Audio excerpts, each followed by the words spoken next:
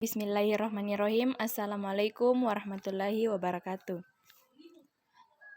Puji syukur kita panjatkan atas kehadirat Allah Subhanahu wa Ta'ala yang telah memberikan kita nikmat, baik nikmat kesehatan maupun kesempatan, hingga kita dapat melakukan presentasi kali ini untuk memenuhi mata kuliah e-commerce. Tak lupa pula kita kirimkan salawat serta salam atas junjungan Nabi besar Muhammad SAW kepada keluarganya, sahabatnya, dan insya Allah kepada kita yang masih taat terhadap ajaran yang ditinggalkan oleh beliau. Saya sendiri selaku moderator dan anggota kelompok saya yaitu Muhammad Asfari Aspar dan Intan Malolok. Langsung saja, saya persilahkan kepada Muhammad Asfari Asfar untuk memaparkan materinya.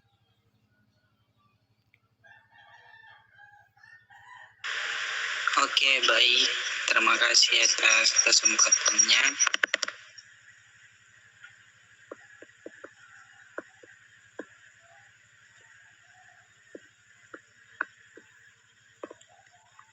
Saya akan membahas atau mempresentasikan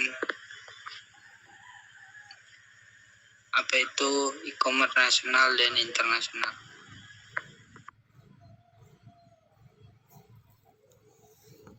Sebelumnya, saya mohon maaf terlebih dahulu karena jaringan saya agak terganggu.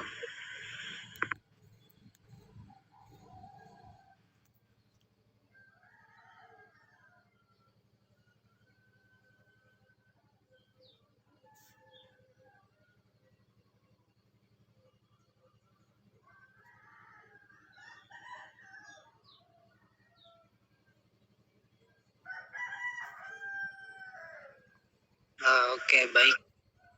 Mungkin slide-nya bisa digeser dulu. Oke, nah. Pertama, e-commerce internasional atau e-commerce yang merupakan segala aktivitas yang dilakukan melalui media, meskipun sarananya di telepon. Ini e-commerce lebih sering jadi melalui internet.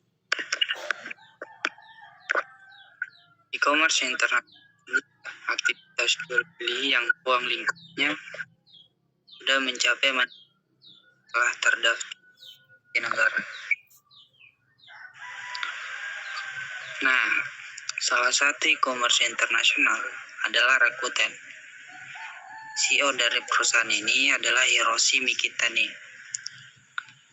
Nah, sejarah singkat Rakuten adalah Rakuten merupakan sebuah perusahaan internet dan perdagangan elektronik Jepang yang berpusat di Tokyo, Jepang. Hiroshi Mikitani mendirikan perusahaan ini pada bulan Februari 1997 sebagai MIN. IN berperan sebagai CEO.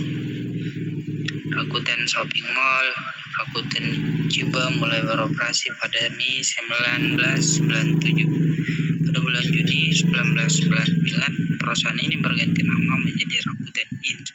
Dalam bahasa Jepang, Rakuten berarti optimis. Kemudian di tahun 2005, Rakuten mulai berkembang di luar Jepang, terutama melalui akuisisi dan usaha patungan. Akuisisinya meliputi Buy.com, sekarang Rakuten.com JS, Prince Minister dari Prancis, Ikeda dari Brasil, Tradoneria dari Dutch, Playcom UK, Waki TV Spanyol,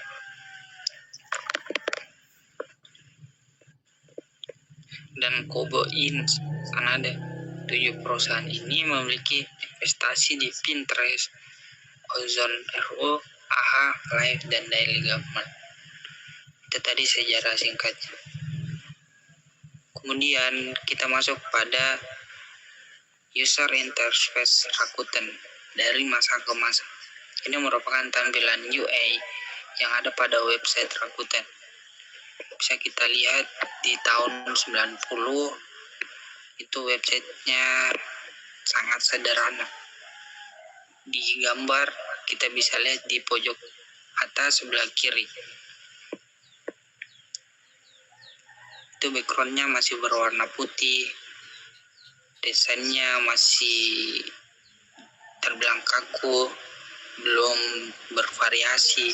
Kemudian pada masa kini bisa kita lihat di sebelah kanan bagian bawah itu warnanya lebih cerah, variasi, ada gambar-gambar pengguna, dilengkapi data-data.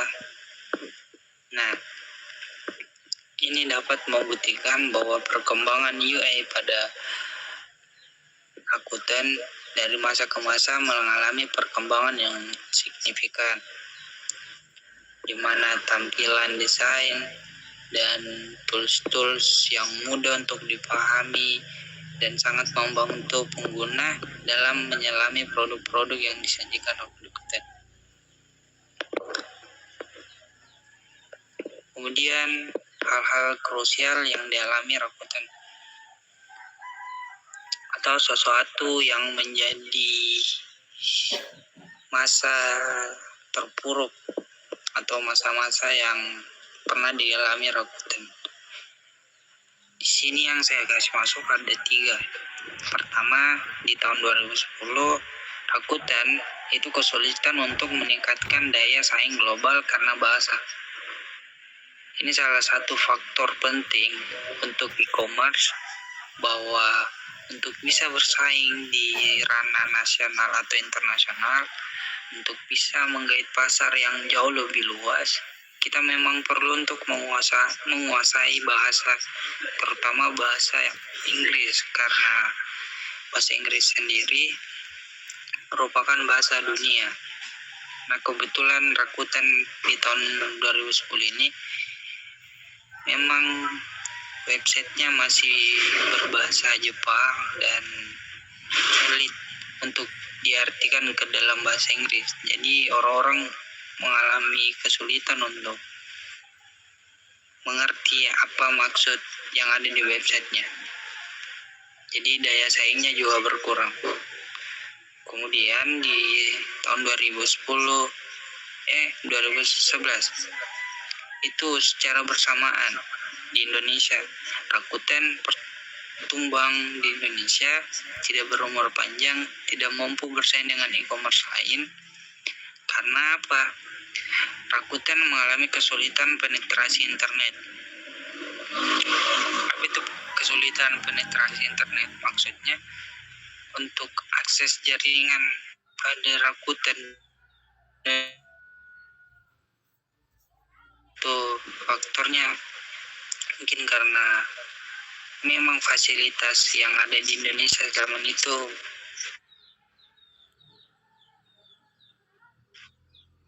masih masa perkembangan, seperti kekurangan logistik serta metode pembayaran yang ada pada website Rakuten juga masih sulit untuk dimengerti. Makanya orang-orang Indonesia cenderung membeli produk itu secara offline, bukan online. Makanya Rakuten mengalami kesulitan. Mungkin itu saja mengenai hal krusialnya. Nah, bagaimana sih peran Rakuten di masa pandemi? Oke, dilansir dari sosial media LinkedIn, CEO dari e-commerce Rakuten sendiri, yakni Mika Tani, itu menyampaikan kendala dan solusi yang dipakai untuk menghadapi pandemi pada masa corona. Mika Tani mengatakan bahwa banyak dari kita yang mengalami gangguan dan kecemasan sebagai akibat dari penyebaran COVID-19, dan kekhawatiran ini tentang bagaimana pandemi ini akan berkembang. Jadi Rakuten sendiri memang mengalami kecemasan dan kekhawatiran karena pandemi ini memang berpengaruh, bahkan bukan cuma di Rakuten, hampir di semua sektor ekonomi itu berpengaruh di masa pandemi ini. Nah, sebagai perusahaan global memiliki kesadaran yang tinggi akan dampak dari penyebaran COVID-19 ini, Rakuten di seluruh dunia dan rasa tanggung jawab yang kuat untuk menjadi panutan dengan tindakannya. Nah, makanya Rakuten itu mampu untuk survive di masa pandemi karena punya solusi dan strategi. Apa solusinya? Ada di slide selanjutnya. Nah, ini dia. Bagaimana solusi Rakuten untuk menggait pasar. Ini juga Rakuten pakai di masa pandemi. Pertama ada segmentation, targeting, dan positioning. Kedua, kampanye pemasaran. Tiga, sosial media marketing. Dan keempat, memanfaatkan marketing. Inilah yang dipakai Rakuten untuk mampu survive di masa pandemi. Dan itu memang membuahkan hasil. Sampai-sampai Rakuten jadi pilar atau contoh e-commerce lain untuk bisa survive selama masa pandemi. Mungkin itu saja yang bisa saya jelaskan mengenai e-commerce internasional. Kurang dan lebihnya saya mohon maaf. Saya kembalikan lagi ke moderator untuk melanjutkan.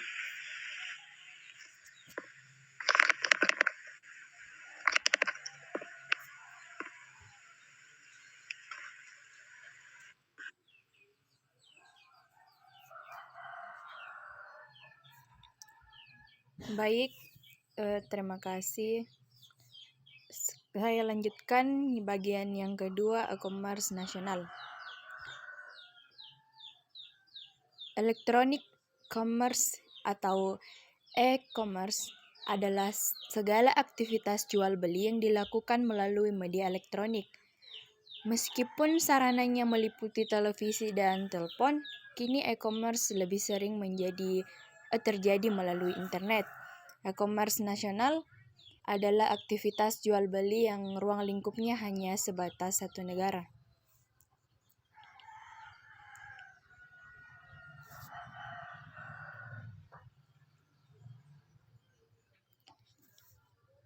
Bineka.com atau contoh e-commerce nasional. Hendrik mengatakan perjalanan kami dimulai pada tahun 1993 berawal sebagian distributor mencetak mesin format besar. Pada tahun 1999, setelah badai krisis Bineka.com lahir sebagai pionir e-commerce di Indonesia. Saat ini kami menyediakan produk IT, MRD, Business Solution, dan Professional Service untuk segmen UMKM, korporasi, dan institusi pemerintah. Didukung dengan kekuatan omnichannel yang solid dan sangat melayani dari hati. Terjadi dari platform tim sales bersertifikasi, toko, dan 33 kantor perwakilan di seluruh Indonesia. Tim Bineka.com siap melayani kebutuhan dan memberi solusi bisnis yang dihadapi para pelanggan yang datang dari segmen UMKM, korporasi, dan institusi pemerintahan. Bineka.com adalah super ekosistem untuk bisnis. Sebagai business enabler, kami mempertemukan para pelaku bisnis untuk memenuhi kebutuhan barang dan jasa dari hulu ke hilir secara efisien melalui platform dan end-to-end procurement sehingga belanja bisnis jadi praktis. User interface Bineka dari masa ke masa bisa dilihat pada awal mulanya tahun 1999 sampai di 2023. Perkembangan tampilan user interface pada e-commerce Bineka dari masa ke masa sangat bagus. fitur-fitur yang awalnya masih sulit untuk penggunaan atau user mulai terjadi bersahabat karena lebih memudahkan pengguna untuk mencari barang-barang. Tampilan desain warna serta ikon-ikon maupun gambar yang disajikan menjadi satu perpaduan yang estetik untuk kesan pertama user. Algoritma filternya juga tidak membuat user kebingungan untuk terus menjelajahi website Bineka. Hal-hal krusial yang dialami Bineka yaitu pada tahun 1997 sampai 1998 itu mengalami masa krisis moneter di Indonesia, dan pada tahun 2020 mengalami kebocoran data. Bineka di masa pandemi. Bineka selama masa pandemi dapat dikatakan sukses untuk survive, sebab Bineka terus melakukan improvisasi di sisi-sisi layanan sehingga sisi-sisi layanan, salah satu dengan menerapkan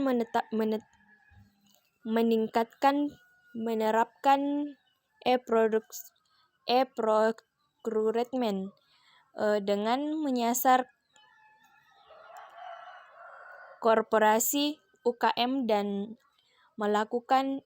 pelaku usaha lainnya. Meskipun di tengah pandemi, pertumbuhan bisnis Bineka.com tetap positif walaupun mengalami perlambatan. Salah satu indikatornya dapat dilihat dari peningkatan market atau mitra pemasaran di platform Bineka.com yang mencapai 30% dibanding kuartal sebelumnya. Bineka.com menjadi pionir platform B2B di Indonesia yang telah beroperasi sejak tahun 1999, di mana dominasi Bineka di segmen ini bahkan di atas 50% dengan pengalaman selama 25 tahun. Solusi Bineka mengait pasar.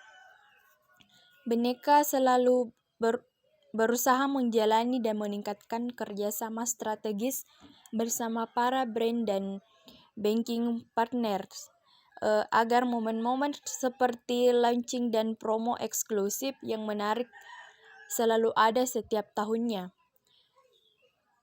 Di akhir 2017, Bineka resmi menjadi e-commerce Apple Authorized Reseller atau AAR. Semua produk Apple yang tersedia merupakan unit resmi bergaransi. Ini menjadi salah satu nilai tambah lainnya yang bikin tegang. Bineka juga terus memantapkan posisi secara omnichannel di Jakarta dan di Surabaya, dan Bineka Store dan ada Bineka Store yang sudah hadir sejak 2001 dan secara bertahap akan terus ditambah di beberapa wilayah potensial.